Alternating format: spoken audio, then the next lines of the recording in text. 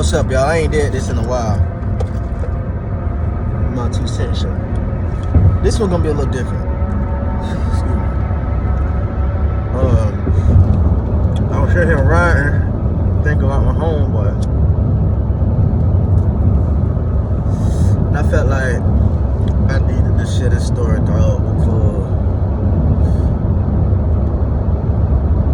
when my nigga died, my grandma died a month and a day later. So like my grieving process for him kind of got pushed to the back because my grandma died, and I really never grieved. So I feel like I should tell the nigga story. But and this is not a good story. I had a real good friend, and I was a piece of shit to that nigga, dog. But listen, I'm gonna tell you. I met the nigga in jail, and this was when I was living in Oregon.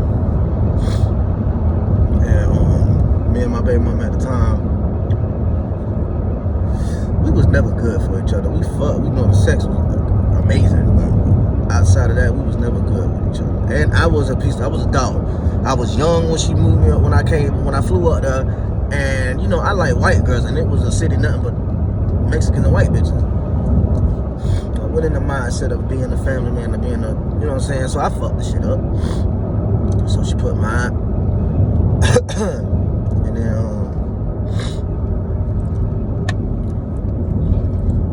I ain't had nowhere to stay at, but because I ain't had nowhere to stay at, I couldn't see my chick. So, my dog Kevin talked to his baby mama about letting me stay there so I could see my chick. She wasn't really with it at first until she seen my son. She fell in love with his little chunky chocolate ass. She let me move in, which, knowing what happened down the road was a mistake. But you know, everything was cool for a little moment. Sabrina's brother Anthony stayed there. Me and Anthony was like this. We totally different motherfuckers, but we was like this. That was my nigga, dog. And he loved my son too. They called my son Little Chocolate.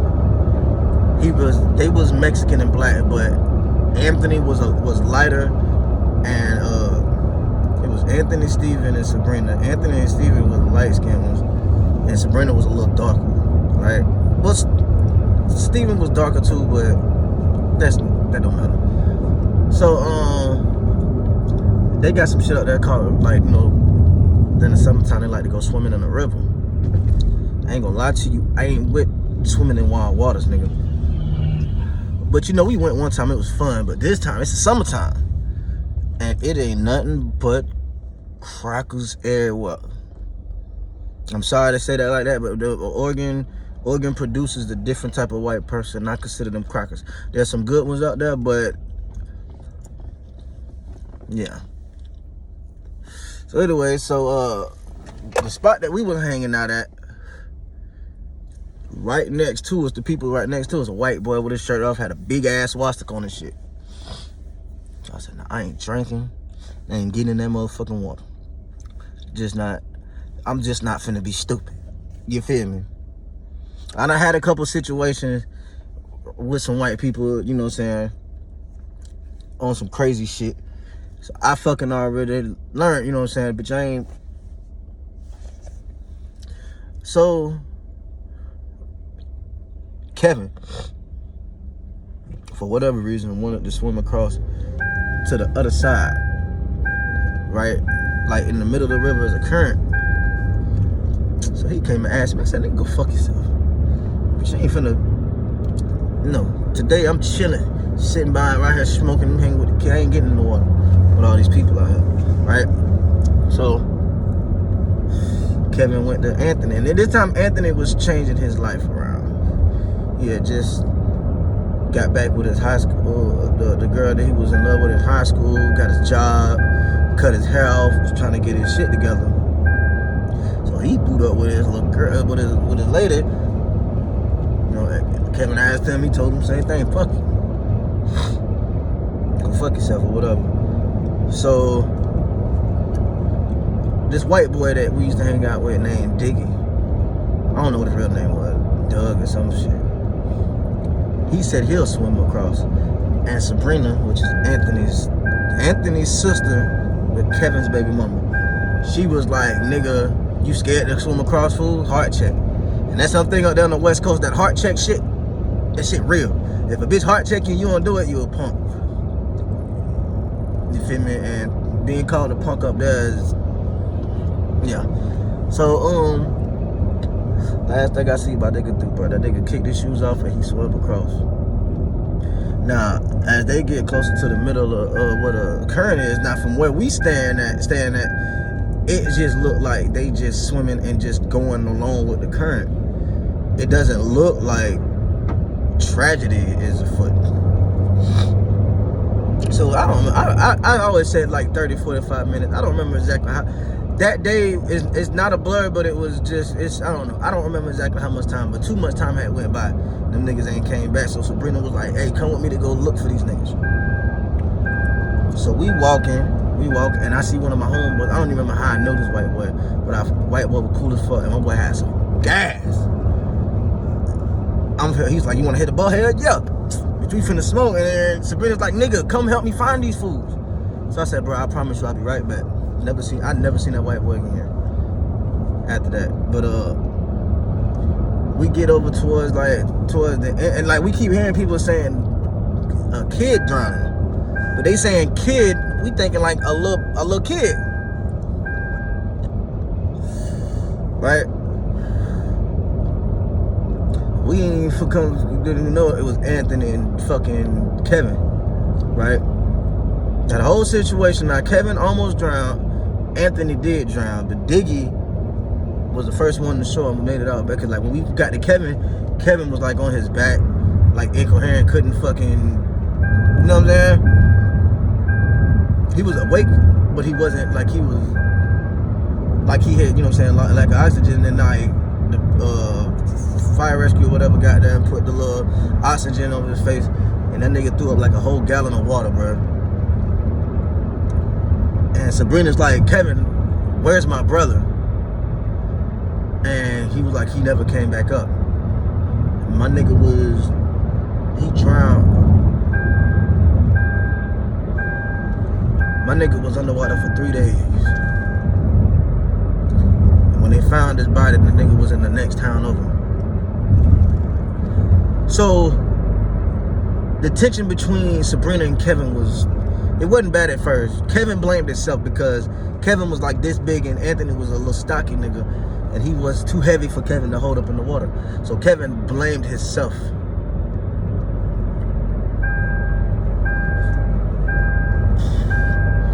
know what I'm saying? Sabrina, you know, at one point, you know, Sabrina was like, nigga, it's not your fault. Like, it's not your fault. But as time go on, her brother gone. And then I guess it come to find out that night, like my nigga was clean. Like they used to smoke meth. And I guess the night before we went swimming, we went to the river, I guess Sabrina was in the bathroom. I was drunk and I fell asleep on the couch. They was in the bathroom with this white girl smoking meth, and Anthony was like, hey, give me a bump for old time's sake. And this bitch gave the nigga this shit. So they was up all fucking night. Like they went to sleep, and it was like a movie, because like when they went to sleep, it was like they fell asleep like holding each other, like one last embrace type shit. So anyway, for 2 years,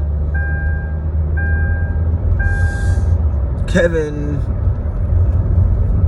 and Sabrina split up because, I mean, your brother gone. After a while, you know, you keep saying it's my fault that he dead, it's my fault. It just start getting to you, and getting on your nerves and starting to. So she started flipping on him, kicked him out, took him away from kids. My nigga was a good nigga, because out of the 3 kids that he raised, only one of them was his. She came with one, and I guess they broke up, and she fucked somebody else and got pregnant afterwards. But he still took care of them kids like they were his. Right? And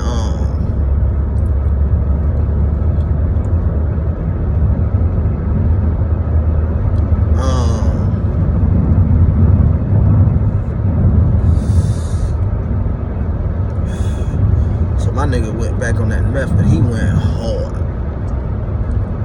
And the thing about it that killed me about it today is cause I had dabbled with it and gave it up. And he used to keep trying, like he wasn't like forceful, but you know, every time we see each other, he'll ask, hey, you wanna hit a boogie? And I'm like, bro, you know, I'm fucking around. So I kinda like kept him at a distance. I fought with him, but I kept him at a distance, dog. But anyway, listen, long story short. Well, not long story short, I'm skipping a part of the story. Sabrina hit me up, like we had fell out, and she hit me up, and I guess come to find out the whole time that I was living with them, she had liked the nigga. But I wasn't really like her and Kevin had broke up, but I wasn't on that shit like that.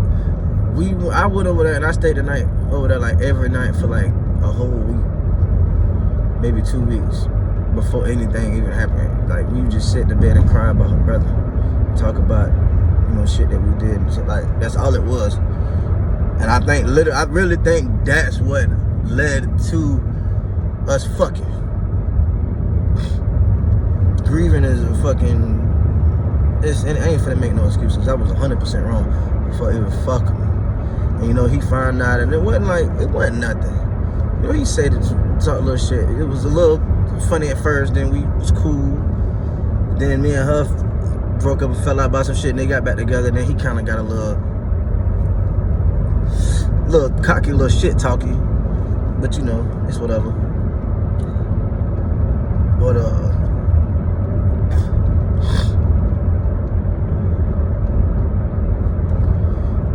so now I'm with my mother now, and like, you know, I see this nigga around, bro, and he fuck with me like ain't nothing ever happened, right? Like he had a pair of shoes. He know how I was with shoes, and the nigga had like a pair. Like they wasn't fire Nikes, but what made them fire was the colors. They was like white, like Miami Dolphin colors. Like the bitches were clean. And the nigga was like, man, just pay me when you get paid, type shit. You know what I'm saying? But the nigga had a warrant, and he was tripping out on that shit bad because you know he couldn't see his kids.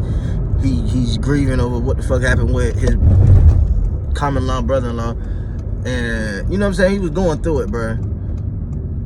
But the nigga said he ain't going back to jail, type shit. And goddamn, I remember the day he died, bro. It was like, it started off as the best day because it was July 1st there in Oregon. They legalized weed. Bitch, when I tell you I'm walking all over the city, everywhere I'm going, I'm smoking, I'm blowing that dope everywhere. Walking by the police station. It's legal, bitch.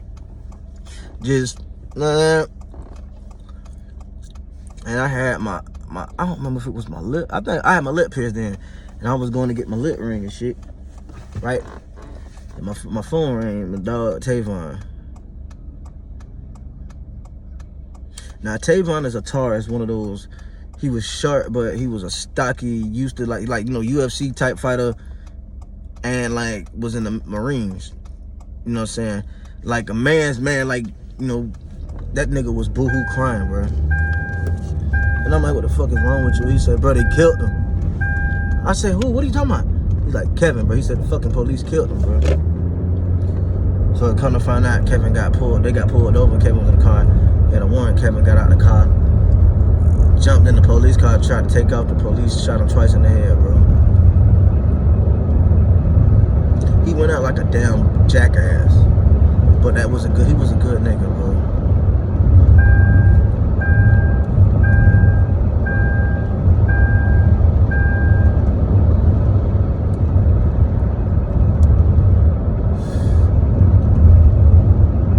I just feel like I feel like I needed to share that shit. The shit, I'm gonna tell you, the worst thing about that whole situation was at the end when he died. Sabrina came and told, and I wish you would either told me when he was alive or didn't tell me at all. She told me that the nigga told her that he wasn't even, the only thing he was mad about, said he wasn't even mad that I fucked her.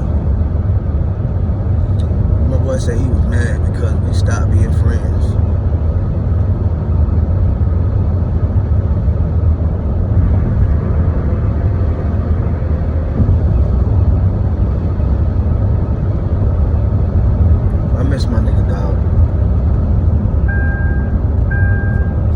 got a couple niggas that I know that are real niggas. Kevin wasn't no street nigga, no tough nigga, but he was a good friend, bro. I didn't deserve to have a friend like that, dog. But the nigga was a real nigga, and I feel like I needed to honor my nigga. He been gone for a little minute now, about them 7 years. I don't talk to nobody that I used to run with in circles, so I don't even know if his name still get brought up, but I wanted to bring my nigga up.